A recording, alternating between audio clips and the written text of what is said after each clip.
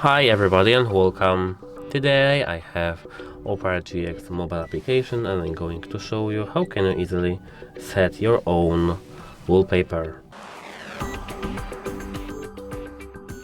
At first you have to click on Opera GX logo and then click settings. Here you have to click on wallpaper, and if you scroll down you can click on your own wallpaper.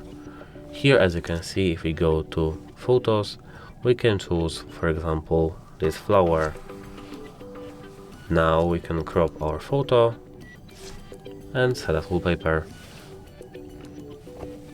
Now if we go back, we'll see that we have different photo at the background. That's it, hope it helps you. Goodbye!